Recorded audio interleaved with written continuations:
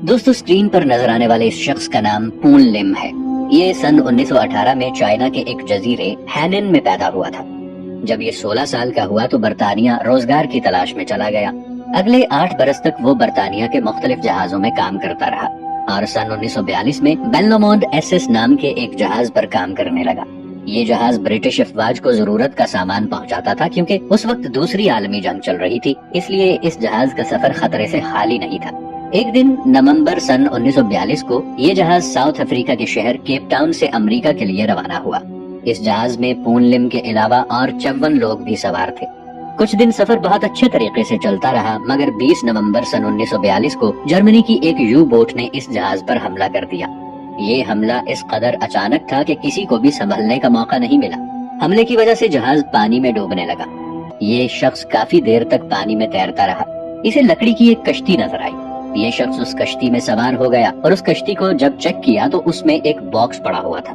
اس box میں کھانے کے پیکٹ پڑے ہوئے تھے۔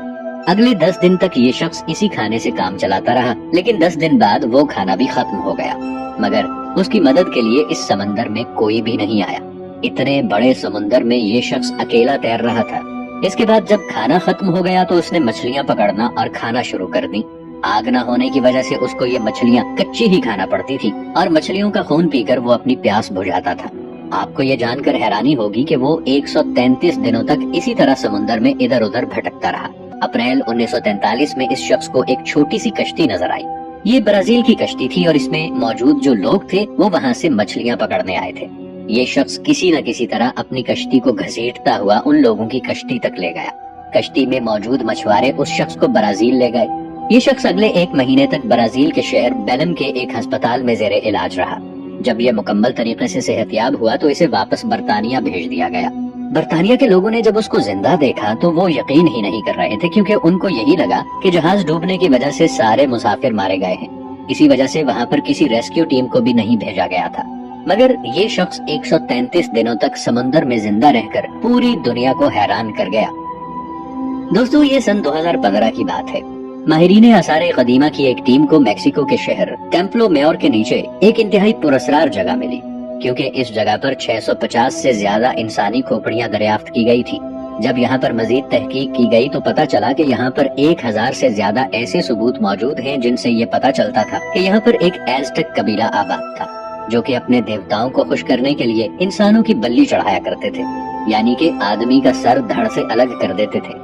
ان لوگوں کا یہ عقیدہ تھا کہ اگر انہوں نے انسانوں کی بلی نہ دی تو سورج نہیں نکلے گا، پوری دنیا میں اندھیرے کا راج ہوگا اور یہ دنیا تباہ ہو جائے گی۔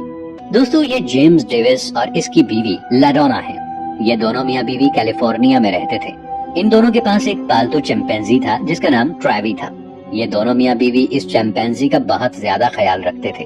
ایک وقت ایسا آیا کہ اس چمپینزی نے بہت سے لوگوں پر حملہ کرنا شروع کر دیا۔ اس نے آس پڑوس میں بھی بہت سے لوگوں پر حملہ کیا۔ جب بھی یہ باہر گھومنے جاتا تو لوگوں پر حملہ کر دیتا۔ یہ سب کچھ دیکھتے ہوئے چڑیا گھر کے عملے نے اسے چڑیا گھر میں چمپینزی کے پنجرے میں رکھ دیا۔ یہ دونوں میاں بیوی ایسا بالکل نہیں چاہتے تھے۔ وہ شروع دن سے یہ چاہتے تھے کہ ان کا پالتو ان کے پاس ہی رہے، اور اس بات کے لیے وہ قانونی لڑائی بھی لڑ رہے تھے۔ یہ 3 مارچ سن 2005 کی بات ہے۔ یہ دونوں میاں بیوی چمپینزی سے ملنے چڑیا گھر گئے۔ وہاں پر ٹریوی کے ساتھ 2 اور چمپینزی تھے۔ جب یہ دونوں میاں بیوی اپنے چمپینزی سے مل رہے تھے تو پنجرے میں موجود چمپینزیز انہوں نے ان پر حملہ کر دیا۔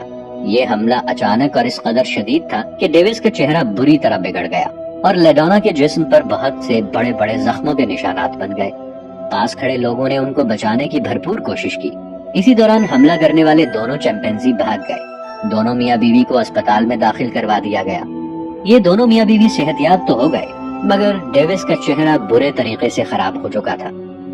ان دونوں کا نام جارج اور ویلی موس تھا۔ یہ دونوں بھائی سن 1890 کو ورجینیا، امریکہ میں ایک افریقی غریب خاندان میں پیدا ہوئے تھے۔ ان دونوں بھائیوں کو ایک عجیب قسم کی بیماری تھی اور اس بیماری کو البینزم کہا جاتا ہے۔ اس بیماری کی وجہ سے ان دونوں بھائیوں کا سارا جسم اور سر کے بال سفید ہو چکے تھے۔ اس وقت ابھی لوگ اس بیماری کے بارے میں جانتے نہیں تھے، اس لیے ان کے آس پاس رہنے والے لوگ ان کو اپنا حصہ نہیں سمجھتے تھے۔ یہ دونوں جب چھوٹے تھے اور اپنے گھر کے باہر کھیل رہے تھے تو ایک آدمی نے ان